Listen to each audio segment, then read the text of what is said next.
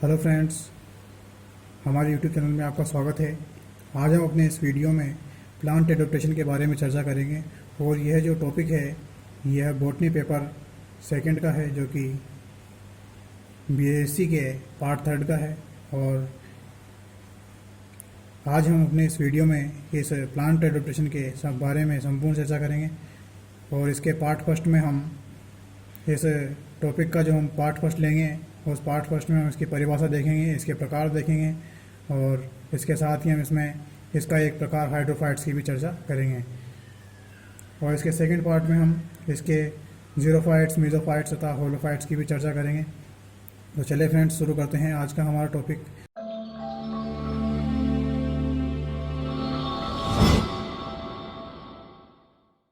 और सबसे पहले हम इसकी परिभाषा देखेंगे। इसकी परिभाषा यह है कि प्लांट्स जिस जलवायु या पर्यावरण में विकसित होते हैं उससे एक पर्यावरण संतुलन बना लेते हैं।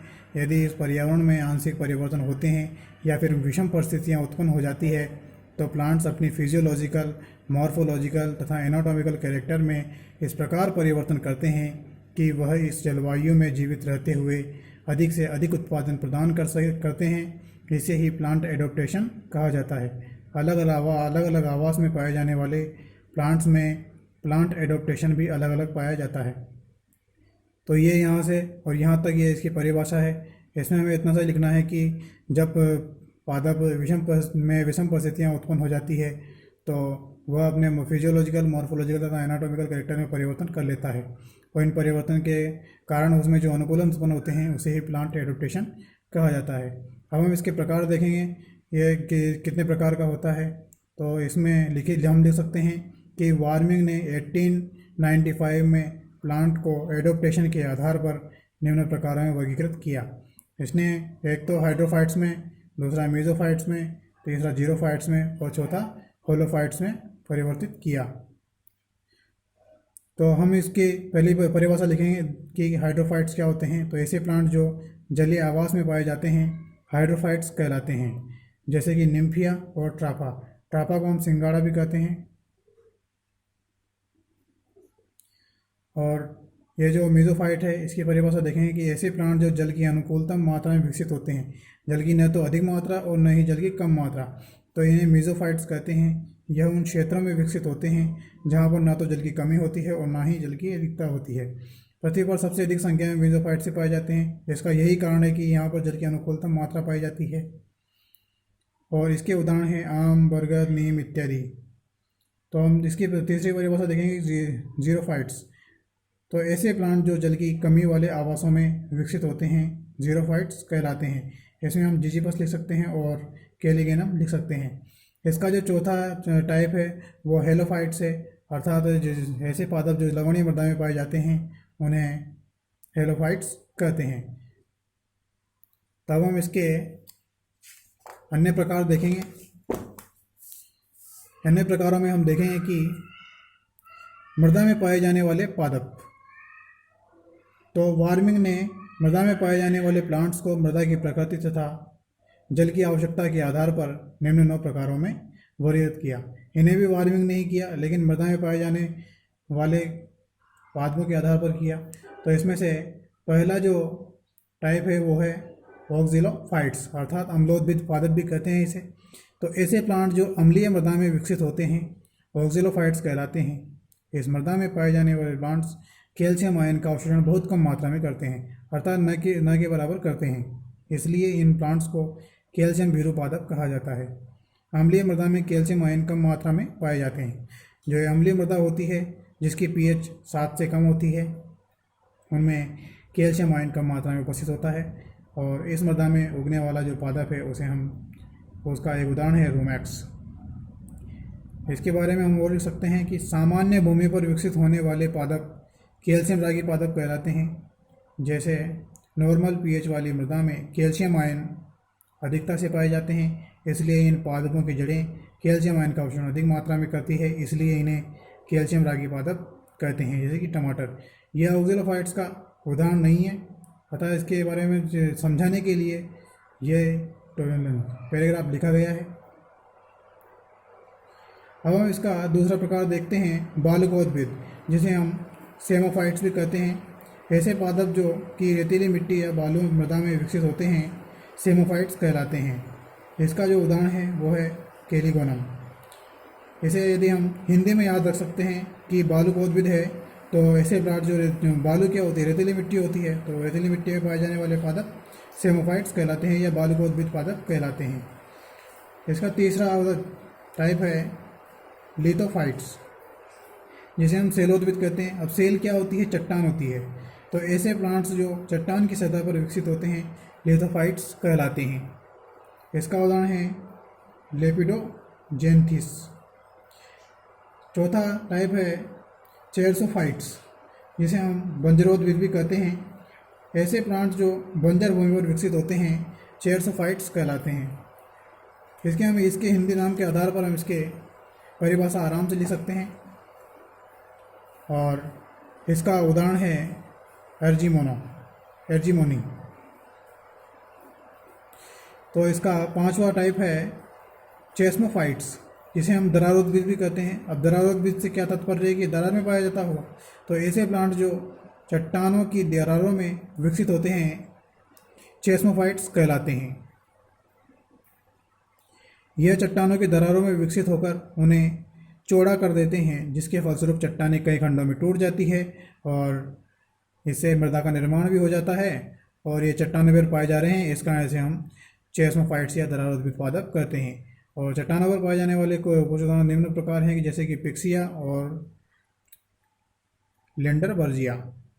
इसका छठा टाइप है सैक्रोफाइट्स, शीतोद्भिद। ऐसे प्लांट जो कम तापमान वाली मृदा में विकसित होते हैं सैक्रोफाइट्स कहलाते हैं। शीतोद्भिद का अर्थ है जहाँ पर टेम्परेचर कम होगा, तो कम टेम्परेचर वाली मृदा में विकसित होते हैं, तो इसे ही सैक्रोफाइट्स कहते हैं, जैसे कि जंकस, ये प्लांट के नाम है। और इसका जो सातवां टाइप है वो है सीलोफाइट्स, अर्थात से दलदलोद्भिद कहते हैं। अब दलदलोद्भिद से अर्थ है कि यह दलदल में विकसित होता होगा, तो ऐसे प्लांट जो दलदली भूमि में विकसित होते हैं साइलोफाइट्स कहलाते हैं। इसका उदाहरण है मार्सिलिया। और इसका जो आठवां टाइप है हेलोफाइट्स, ऐसे प्लांट जो लवणीय मृदा में विकसित होते हैं या लवणीय भूमि में विकसित होते हैं उन्हें हेलोफाइट्स कहते हैं। इसका उदाहरण है हेलोजाइरम। इसका नवा उदाहरण है अर्थात इसका नवा टाइप है रिमोफाइट्स। ऐसे प्लांट जो शुष्क भूमि पर विकसित होते हैं ये रेमोफाइट्स कहलाते हैं। इसका उदाहरण है जीजीपस। अब हम इसके आगे पहले प्रकार के बारे में चर्चा करेंगे जो कि वार्मिंग ने दिया था, जो कि पहला है हाइड्रोफाइट्स। इसके हम प्रकारों के बारे में चर्चा करेंगे और इसके विभिन्न कैरेक्टर के बारे में चर्चा करेंगे। तो सबसे पहले हम इसकी थोड़ी डेफिनेशन देख लेते हैं, जो कि पहले भी आ चुकी है। ऐसे प्लांट जो जलीय आवासों में पाए जाते हैं हाइड्रोफाइट्स कहलाते हैं। यह जल की अधिकता या जल की अधिकांश मात्रा या जल से भरी हुई भूमि पर विकसित होते हैं, हाइड्रोफाइट्स कहलाते हैं, जो निम्न तीन प्रकारों में वर्गीकृत हैं। पहला क्या है, फ्लोटेड हाइड्रोफाइट्स। तो इसे हम हिंदी में जलप्लावी जलोद्भिद पादप कहते हैं। तो ऐसे हाइड्रोफाइट्स जो कि जल की सतह पर तैरती हुई अवस्था में पाए जाते हैं, ऐसे पादप जो कहाँ पाए जा रहे हैं, जल की सतह पर पाए जा रहे हैं। और कौन सी अवस्था में पाए जा रहे हैं, तैरती हुई अवस्था में पाए जा रहे हैं, तो इन्हें फ्लोटेड हाइड्रोफाइट्स कहते हैं। तो इन हाइड्रोफाइट्स में पाए जाने वाली लीव्स जो होती है अर्थात पत्तियां जो होती है चौड़े कण फलक युक्त होती है, जिसके कारण इन्हें तैरने में सहायता होती है पादपों को। तो फ्लोटेड हाइड्रोफाइट्स को भी निम्न दो प्रकारों में वर्गीकृत किया गया है। ये जो फ्लोटेड हाइड्रोफाइट्स है इसे हम दो प्रकारों में वर्गीकृत कर सकते हैं या फिर दो प्रकारों में बांट सकते हैं। पहला है रूटेड फ्लोटेड हाइड्रोफाइट्स, स्थिर जलप्लावी पादप। यानी ऐसे पादप जो जल में स्थिर अवस्था में पाए जा रहे हैं उन्हें हम रूटेड फ्लोटेड हाइड्रोफाइट्स कहलाते हैं। तो ऐसे फ्लोटेड हाइड्रोफाइट जो कि जल तंत्र में स्थिर अवस्था में पाए जाते हैं रूटेड फ्लोटेड हाइड्रोफाइट्स कहलाते हैं। इन प्लांट्स में रूट्स उपस्थित होती है जो जल तंत्र की अधर सतह पर चिपकी अवस्था में पाए जाते हैं। यह जल तंत्र है, इसकी जो अधर सतह है इसमें ये चिपकी अवस्था में पाए जाते हैं। इन पादपों का जो स्टेम होता है अर्थात जो तना होता है वो बहुत अधिक लंबा होता है, यह जल तंत्र की ऊपरी सतह तक जाता है और ये लचीली प्रकृति का होता है, कोमल होता है। इसके रूटेड फ्लोटेड हाइड्रोफाइट्स के उदाहरण हैं निलंबू और ट्रापा। निलंबू को हम कमल भी कहते हैं। कमल का फोटो आपने देखा होगा कि उसमें किस प्रकार से बड़ा वाला पर्णफलक पाया जाता है। और ट्रापा सिंगाड़ा में भी ऊपर ही इसके पत्तियां तैरती रहती है। इसका जो दूसरा टाइप है फ्री फ्लोटेड हाइड्रोफाइट्स, स्वतंत्र जलप्लावी जलोद्भिद। तो ये स्वतंत्र होते हैं, जल में तैरते रहते हैं, पानी के बहाव के साथ बहते रहते हैं। तो ऐसे फ्लोटेड हाइड्रोफाइट्स जो जलतंत्र में जलधारा के साथ एक स्थान से दूसरे स्थान पर स्थानांतरित हो जाते हैं, फ्री फ्लोटेड हाइड्रोफाइट्स कहलाते हैं। इन प्लांट्स की रूट्स नहीं पाई जाती है। यह प्लांट्स आकार में अधिकतर छोटे होते हैं। ये जो प्लांट्स होते हैं यह जल तंत्र में के ऊपरी सतह पर पाए जा रहे हैं और यह एक स्थान से दूसरे स्थान पर जाते रहते हैं क्योंकि इनमें जड़ें अल्प विकसित होती है और इसके जो पर्णफलक होते हैं, पत्तियां होती है, ये भी छोटी होती है, अर्थात इस प्लांट की जो साइज होती है वो छोटी होती है। इसके उदाहरण हैं साल्विनिया और वॉल्विया। सबमर्ज्ड हाइड्रोफाइट्स, ये किसका दूसरा टाइप है, किसका है, हाइड्रोफाइट्स का। पहला प्रकार क्या था, फ्लोटेड हाइड्रोफाइट्स, दूसरा है सबमर्ज्ड हाइड्रोफाइट्स। जल निमग्न जलोद्भिद पादप, ऐसे पादप जो कि जल में क्या होते हैं, डूबे हुए होते हैं। तो ऐसे हाइड्रोफाइट्स जो कि जल में डूबी हुई अवस्था में पाए जाते हैं सबमर्ज्ड हाइड्रोफाइट्स कहलाते हैं। इन प्लांट्स में पाई जाने वाली जो लीव्स होती है, पत्तियां होती है, आकार में कैसी होती है, छोटी होती है, अथवा यह आकार में लंबी भी हो सकती है या रिबन शेप होती है। तो इन्हें क्या कहते हैं, सबमर्ज्ड हाइड्रोफाइट्स कहते हैं। ये दो प्रकार के होते हैं। तो इसके दो प्रकार हैं। इसके दो प्रकार हैं वो इस प्रकार हैं। पहला है सबमर्ज्ड रूटेड हाइड्रोफाइट्स। ऐसे सबमर्ज्ड हाइड्रोफाइट्स जिनमें रूट पाई जाती है और यह रूट जलतंत्र की अधर सतह पर चिपकी हुई अवस्था में पाई जाती है, सबमर्ज्ड रूटेड हाइड्रोफाइट्स कहलाते हैं। यह जलतंत्र है, इसकी अधर सतह पर चिपकी हुई अवस्था में पाई जा रही है, तो इसे सबमर्ज्ड रूटेड हाइड्रोफाइट्स कहते हैं। इनमें रूट पाई जा रही है, इस कारण ये स्थिर हैं। इन प्लांट की जो पण होती है लंबी होती है, पतली होती है और रिबन के समान होती है। इसके उदाहरण हैं वेलिसिनेरिया और आइसोइटिस। इसका जो दूसरा टाइप है सबमर्ज्ड सस्पेंडेड हाइड्रोफाइट्स। सस्पेंडेड नहीं होता है, हासित। तो ऐसे सबमर्ज्ड हाइड्रोफाइट्स जो कि जलधारा के साथ एक स्थान से दूसरे स्थान पर स्थानांतरित होते हैं सबमर्ज्ड हाइड्रोफाइट्स कहलाते हैं। इन प्लांट में रूट नहीं पाई जाती है और इनकी पण आकार में छोटी तथा कटी-फटी होती है। आप इस डायग्राम में देख सकते हैं, इनमें रूट तो पाई नहीं जा रही है, केवल ये तना पाया जा रहा है और इसमें छोटी छोटी लीव्स पाई जाती है जो कि कटी-फटी होती है। इसके उदाहरण हैं सेरेटोफिल्लम और नाजाल्स। अब हम इसके तीसरे प्रकार के बारे में देखते हैं जो कि है एम्फीबियस हाइड्रोफाइट्स। इसका दूसरा प्रकार था सबमर्ज्ड हाइड्रोफाइट्स और इसका पहला प्रकार था फ्लोटेड हाइड्रोफाइट्स। तब हम इसके तीसरे प्रकार के बारे में चर्चा करेंगे, एम्फीबियस हाइड्रोफाइट्स। ऐसे हाइड्रोफाइट्स जो कि जल तथा स्थल दोनों पर ही समान रूप से विकसित होते हैं एम्फीबियस हाइड्रोफाइट्स कहलाते हैं। यह प्लांट्स अधिकतर दलदली भूमि में विकसित होते हैं।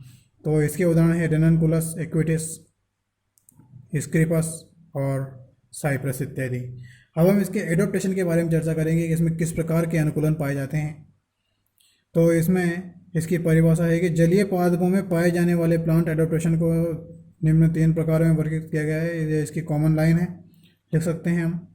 और इसका जो पहला देखेंगे हम कैरेक्टर के मॉर्फोलॉजिकल कैरेक्टर देखेंगे, इसके बाद में हम फिजिकल एडोप्टेशन देखेंगे और इसके बाद हम एनाटॉमिकल कैरेक्टर देखेंगे।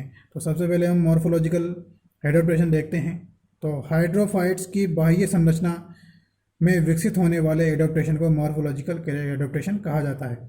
यानी प्लांट की जो बाह्य सतह होती है उसमें कौन कौन से एडोप्टेशन विकसित होते हैं उन्हें ही मॉर्फोलॉजिकल एडोप्टेशन कहते हैं।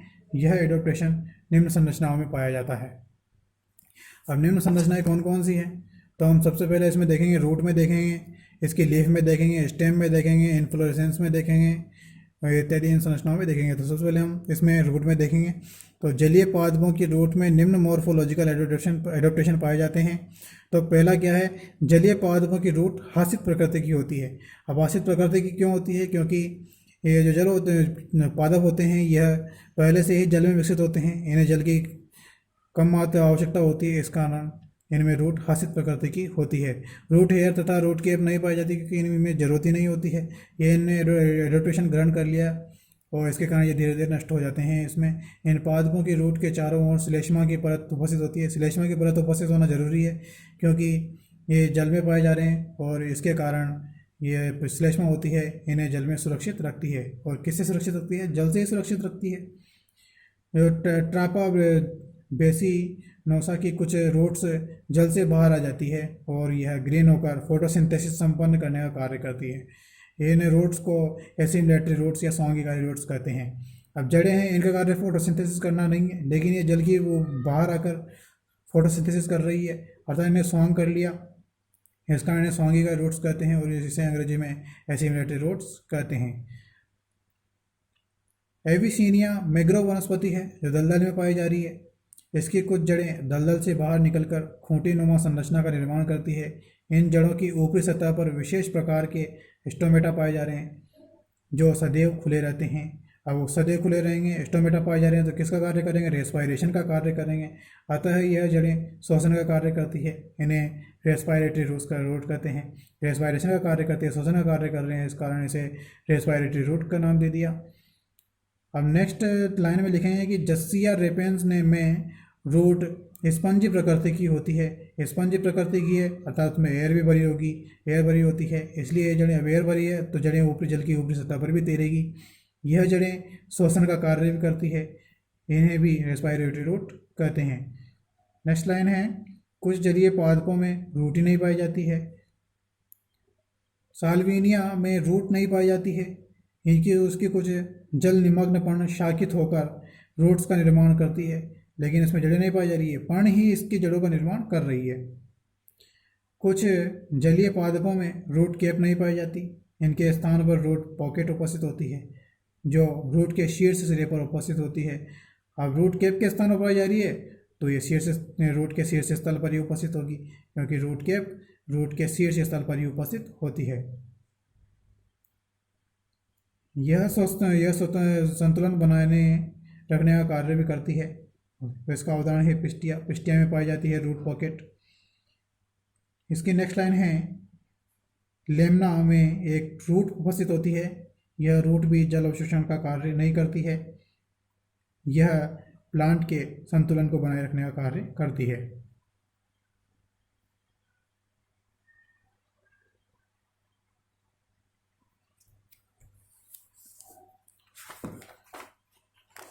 अब हम इसके दूसरे एडोप्टेशन के बारे में चर्चा करेंगे जो कि लीफ में उत्पन्न होता है। और इसमें लीफ में निम्न प्रकार के एडोप्टेशन पाए जा रहे हैं। तो जलीय पादपों की लीफ में निम्न मॉर्फोलॉजिकल एडोप्टेशन पाए जाते हैं। पहला है, जलीय पादपों की लीफ के चारों ओर श्लेष्मा की लेयर पाई जाती है जो उन्हें जल से सुरक्षित रखती है। श्लेष्मा की लेयर रूट में भी पाई जा रही है, लीफ में भी पाई जा रही है, तो तने में भी पाई जाएगी। जल प्लावीय पादपों में पाई जाने वाली पर्णफलक चौड़ा होता है। अब लीफ का पर्णफलक चौड़ा हो रहा है, इसी कारण उन्हें तैरने में सहायता मिलती है। कुछ का पर्णफलक जो होता है वो संकरा भी होता है, जिससे वो आसानी से बह भी जाती है। जैसे और इसमें हम लिखेंगे कि पर्णफलक चौड़ा होता है जिसके कारण यह जल की सतह पर सरलता से तैर सकती है। उदाहरण निलंब और निम्फिया। कुछ जल निमग्न पादपों की पर्ण लंबी तथा रिबन शेप होती है, पतली होती है, रिबन शेप होती है, जिसके कारण यह जल के आघातों को सरलता से सह लेती है। उसका उदाहरण है वेलिसिनेरिया। कुछ जल निमग्न पादपों की पर्ण आकार में छोटी तथा कटी फटी भी होती है, जैसे सिरेटोफिल्लम की पर्ण होती है। पिस्टिया तथा ट्रापा के पर्णवृंत फूले हुए रहते हैं, इनमें एयर भरी हुई रहती है, इस कारण इन प्लांट की पर्ण जल की ऊपरी सतह पर तैरती है। जलीय पादपों की पर्ण सदैव समूह में उपस्थित होती है। रेननकुलस एक्वाटिलिस में विषम पर्णता पाई जा रही है। विषम पर्णता किस प्रकार से पाई जाएगी देखते हैं कि जल एक तो जल से बाहर पाई जा रही है और एक जल के अंदर पाई जा रही है। तो यह एक दलदली पादप है जिसका कुछ निचला भाग जल के अंदर उपस्थित होता है, जबकि ऊपरी भाग जल से बाहर निकला रहता है। जल में उपस्थित भाग में पाई जाने वाली पर्ण पतली होती है, रिब्बन के समान और कटी फटी होती है, जबकि जल से बाहर उपस्थित पर्ण जो पाई जा रही है उसका पर्णफलक चौड़ा होता है। इस प्रकार दो अलग अलग पर्णफलक का पाया जाना ही इसकी विषम पूर्णता को दर्शाता है। यह भी इसका एक एडोप्टेशन है, क्योंकि एक तो अंदर पाई जा रही है और एक बाहर पाई जा रही है, तो उसने अपनी वातावरण के अनुसार ही अपनी पर्ण में परिवर्तन कर लिया। जल प्लावी पादपों के पर्णव्रंत तथा पुष्पव्रंत में यह विशेषता पाई जाती है कि यह जल स्तर के अनुसार अपनी लंबाई में वृद्धि कर लेते हैं, इसलिए यह प्लांट्स की पत्तियों तथा फूलों को जल में नहीं डूबने देते। ये जो पर्णव्रंत होता है और पर्णफलक होता है, यह अपनी में वृद्धि कर सकते हैं जब जल स्तर बढ़ जाता है, जैसे कि बरसात के टाइम होता है। इसके उदाहरण हैं निम्फिया और निलंबो। अब हम इसके स्टेम में एडोप्टेशन के बारे में देखेंगे। जो स्टेम होता है, जलीय पादपों में स्टेम में निम्न मॉर्फोलॉजिकल के एडोप्टेशन पाए जाते हैं। इन पादपों का स्टेम श्लेष्मा से घिरा हुआ रहता है, जिसके कारण ये जल में सुरक्षित रहते हैं। श्लेष्मा आ गया तो ये सुरक्षा का कार्य करेगा। जलीय पादपों का स्टेम हरा होता है, कोमल प्रकृति का होता है। हरा होता है तो प्रकाश संश्लेषण का कार्य करेगा। कोमल प्रकृति का होता है, लचीला प्रकृति का होता है। इस कारण जलधारा के साथ आसानी से लहराता हुआ उसके आघातों से अपना बचाव कर लेता है। जल प्लावी जातियों में स्टेम पर नोड तथा इंटरनोड पाई जाती है। इसकी नोड फूली हुई तथा स्पंजी होती है। अब नोड फूली हुई है, स्पंजी है, तो इसमें एयर भी उपस्थित होगी और इसके कारण एयर उपस्थित होने के कारण यह जल की सतह पर तैरता रहता है। इस कारण प्लांट्स जल की ऊपरी सतह पर तैरता रहता है। इसका उदाहरण है ट्राफा भी लिख सकते हैं। इसका चौथा एडोप्टेशन है, स्वतंत्र जल प्लावी जातियों में पाई जाने वाला स्टेम आकार में छोटा तथा हासित प्रकृति का होता है। ऐसी जो पादप ऐसे पादप जो स्वतंत्र जल प्लावी होते हैं, अर्थात जल में स्वतंत्र रूप से तैरते रहते हैं, वह छोटे भी हो सकते हैं, हासित प्रकृति के भी हो सकते हैं। जैसे कि लेमनाथ का स्टेम जो होता है छोटा होता है, गोलाकार आकृति का होता है, क्योंकि उसमें स्टेम की जरूरत ही नहीं है, तैरता रहता है ऊपर की ऊपरी सतह पर। जलीय पादपों में प्रकंद या भूस्थारी पाई जाती है। प्रकंद या भूस्थारी क्या होती है? जैसे कि आपने देखा होगा घास में एक घास का प्लांट होता है, उसमें भूस्थारी पाई जाती है, तो वह अपने चारों तरफ अनेक सारे घास के पौधों को उत्पन्न कर देती है। इसी प्रकार जलीय पादपों में भी प्रकंद या भूस्थारी पाई जाती है। जैसे नोड तथा इंटरनोड, इनकी जड़ों में नोड तथा इंटरनोड उपस्थित होती है। इनके नोड से नए प्लांट का निर्माण हो जाता है, और यदि इसे समय पर नहीं काटा जाता है तो यह संपूर्ण तालाब को भी घेर लेती है। इस कारण यह प्लांट सदैव समूह में पाए जाते हैं और इन पर वाटर फ्लो का कोई प्रभाव नहीं पड़ता है। इसका जो चौथा टाइप, इसके हम चौथे में देखेंगे कि इन्फ्लोरेसेंस, पोलन ग्रेन तथा फ्रूट्स एंड सीड में किस प्रकार से एडोप्टेशन पाए जाते हैं, इनका एक साथ ही देख लेंगे। जल प्लावी जातियों में वायु परागण या कीट परागण पाया जाता है, जबकि जल निमग्न पादपों में जल परागण पाया जाता है। जलीय पादपों में बनने वाले पोलन ग्रेन आकार में छोटे तथा असंख्य संख्या में बनते हैं। कुछ जल प्लावी जातियों में पुष्प आकार में बड़े भी होते हैं, लेकिन इनका पुष्पासन जो थैलेमस होता है स्पंजी प्रकृति का होता है। स्पंजी होता है तो इसमें एयर भी पाई जाएगी, एयर पाई जाएगी तो जल की सतह पर भी तैरेगा, इसलिए यह पुष्प जल की सतह पर तैरते हुए रहते हैं। पुष्पासन का आकार बड़ा होने से इस पर असंख्य बीजों का निर्माण होता है। पुष्पासन का आकार बड़ा है तो असंख्य बीज भी लगेंगे। आकार बड़ा होने के कारण यह तैरता भी है, और इसका उदाहरण है निलंबो। इसका नेक्स्ट एडोप्टेशन है, जलीय पादों में पाए जाने वाले बीज का आकार छोटे होते हैं, हल्के होते हैं तथा श्लेष्मा से घिरे हुए रहते हैं। इस कारण इनका निर्माण अधिक संख्या में होता है।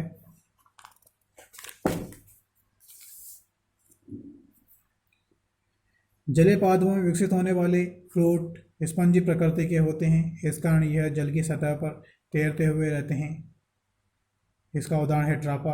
कुछ प्लांट्स के फ्रूट आकार में बड़े होते हैं जैसे नारियल, लेकिन इनकी जो मेसोकार्प होती है इसके कारण यह फ्रूट हल्के हो जाते हैं और जल की सतह पर तैर जाते हैं और एक स्थान से दूसरे स्थान पर जाकर परिणत हो जाते हैं और वहाँ पर जर्मिनेट हो जाते हैं।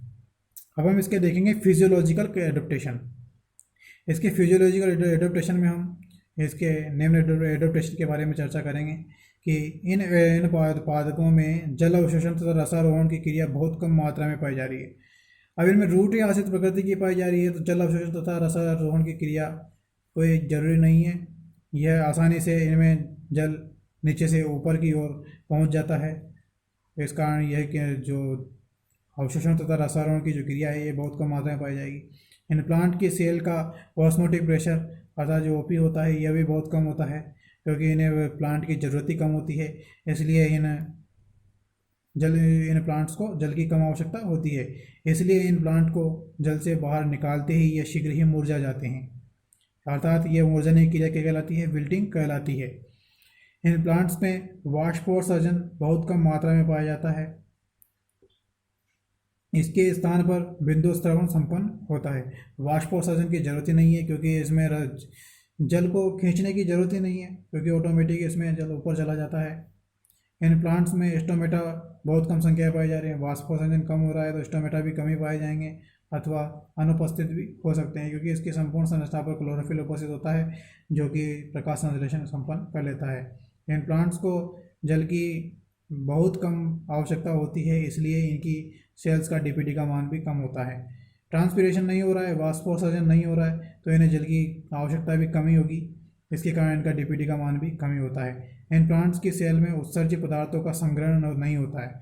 संग्रहण करने की जरूरत ही नहीं है, क्योंकि ये जल में ही तो पाए जा रहे हैं। उत्सर्जन कर देंगे, क्योंकि ये जल की अधिकता में पाए जाते हैं और उत्सर्जित पदार्थों जल में घुलकर बाहर निष्कासित हो जाते हैं। इन प्लांट्स में स्ट्रैटिफिकेशन पाया जाता है। यह प्रकाश की आवश्यकता के अनुसार जलाशय में अलग अलग ऊंचाई पर व्यवस्थित हो जाते हैं। जलाशय की सतह पर वह प्लांट अधिकता से पाए जाते हैं जिन्हें फोटोसिंथेसिस संपन्न करने के लिए अधिक लाइट की आवश्यकता होती है, जबकि जलाशय की गहराई में वह प्लांट पाए जाते हैं जो कम लाइट में भी फोटोसिंथेसिस संपन्न कर सकते हैं। इनकी एपिडर्मिस में भी क्लोरोप्लास्ट पाया जाता है, जिसके कारण ये फोटोसिंथेसिस संपन्न कर लेते हैं। तो यह है इसके फिजियोलॉजिकल कैरेक्टर। अब हम देखेंगे इसके एनाटॉमिकल कैरेक्टर। एनाटॉमिकल कैरेक्टर तो प्लांट्स की इंटरनल स्ट्रक्चर में पाए जाने वाले एडप्टेशन को एनाटॉमिकल एडप्टेशन कहा जाता है। हाइड्रोफाइट्स में निम्न एनाटॉमिकल एडप्टेशन पाए जाते हैं।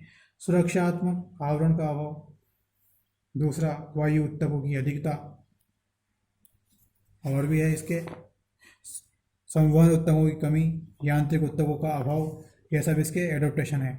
तो सबसे पहले हम इसके देखेंगे सुरक्षात्मक आवरण का अभाव।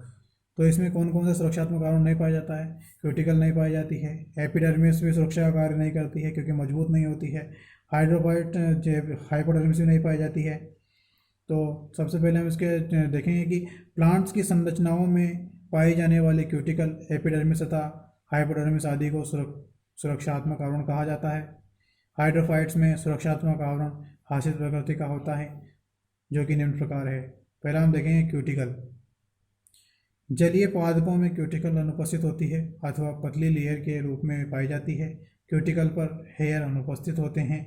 क्यूटिकल पर कंटिकाएं तथा शूक भी नहीं पाए जाते हैं। इसके हम देखेंगे तो एपिडर्मिस की जलीय पादपों में एपिडर्मिस सुरक्षा का कार्य नहीं करती है। एपिडर्मिस अधिकतर एक लेयर से मिलकर बनी होती है। एपिडर्मिस में क्लोरोप्लास्ट उपस्थित होते हैं, अतः यह फोटोसिंथेसिस संपन्न करने का कार्य करती है। हाइपोडर्मिस जलीय पादपों में हाइपोडर्मिस नहीं पाई जाती है। यदि ये उपस्थित होती है तो यह पेरेन्काइमा से मिलकर बनी होती है, जिसके कारण प्लांट स्ट्रक्चर लचीली प्रकृति की बनी रहती है। वायु ऊतकों की अधिकता, यह इसका दूसरा एडोप्टेशन है। जलीय पादपों में पेरेन्काइमा अधिकता से पाई जाती है। यह एयर चैम्बर के निर्माण में प्रयुक्त होती है। एयर चैम्बर की उपस्थिति के कारण प्लांट हल्के होकर जल की सतह पर तैरते रहते हैं। इसके कुछ उदाहरण निम्न प्रकार हैं कि ट्रापा की लीफ में स्पंज टिश्यू इस प्रकार व्यवस्थित होते हैं कि यह एयर चैम्बर का निर्माण कर लेते हैं। हाइड्रिला की लीफ में पर्णफलक तथा पर्णग्रंथ दोनों में ही एयर चैम्बर पाए जाते हैं। इसी प्रकार हाइड्रिला के स्टेम के कोर्टेक्स क्षेत्र में भी एयर चैम्बर पाए जाते हैं। रेनकुलस के स्टेम में अर्थात तने में कोर्टेक्स क्षेत्र में अनेक एयर चैम्बर उपस्थित होते हैं। ट्रापा के स्टेम में भी एयर चैम्बर उपस्थित होते हैं। अब इसका जो तीसरा एडोप्टेशन है वो है संवहन ऊतकों की कमी। इन प्लांट्स में पाए जाने वाले वेस्कुलर टिश्यू आश्रित प्रकृति के होते हैं। जाइलम की तुलना में फ्लोएम अधिक मात्रा में पाया जाता है, क्योंकि जाइलम क्या कार्य करता है, जल को नीचे से ऊपर ले जाने का कार्य करता है। इसमें जल को नीचे से ऊपर ले जाने की अधिक आवश्यकता नहीं होती, इस कारण ये आश्रित प्रकृति का होता है। फ्लोएम क्या कार्य करता है, भोजन को अपनी सभी संरचनाएं पहुँचाने का कार्य करता है, इस कारण यह अधिक पाया जा रहा है। इन प्लांट्स को अधिक मात्रा में जल की आवश्यकता नहीं होती है, इसलिए इनका जाइलम आश्रित प्रकृति का होता है। जाइलम जलीय पादपों में पाए जाने वाले वेस्कुलर टिश्यू में निम्न गुण पाए जाते हैं। इन प्लांट्स में सेकेंडरी ग्रोथ संपन्न नहीं होती, जिसके फलस्वरूप सेकेंडरी जाइलम तथा सेकेंडरी फ्लोएम अनुपस्थित होते हैं। इस कारण यह पादप लचीली प्रकृति के बने होते हैं। रेनकुलस एक उभयचर प्लांट है, अतः इसका जाइलम विकसित अवस्था में होता है, लेकिन इसमें जाइलम फाइबर नहीं पाया जाता। हाइड्रिला के स्टेम में जाइलम विकसित होकर जाइलम कैविटी का निर्माण करता है। कुछ हाइड्रोफाइट्स के जाइलम में केवल वेसल्स ही पाई जाती है। इन प्लांट्स में पाई जाने वाली सीव ट्यूब, जो कि मेसोफाइट्स की तुलना में आकार में छोटी होती है। इसका जो चौथा एडोप्टेशन है वह है यांत्रिक ऊतकों का अभाव। तो जलीय पादपों में यांत्रिक ऊतक जैसे कि स्क्लेरन कायमा तथा कोलन कायमा बहुत कम मात्रा में पाई जाती है, क्योंकि यह ऊतक पादप को प्लांट स्ट्रक्चर को मजबूती प्रदान करने के साथ साथ उनमें कठोरता भी उत्पन्न कर देते हैं।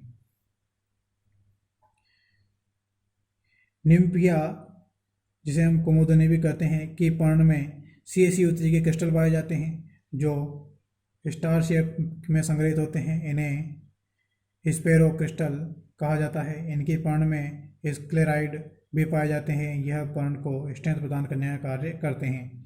रेनकुलस एक उभयचर पादप है, इसलिए इसमें स्क्लेरन कायमा उपस्थित होती है। इसके वेस्कुलर बंडल में भी स्क्लेरन कायमा पाई जाती है। जलीय पादपों की एपिडर्मिस में मार्ग कोशिका तथा केस्पेरियन पट्टिकाएं नहीं पाई जाती है, लेकिन रेनकुलस उभयचर पादप है, इसलिए इसकी एपिडर्मिस में मार्ग सेल तथा पाद सेल भी कहते हैं इसे, केस्पेरियन पट्टिकाएं भी उपस्थित होती है।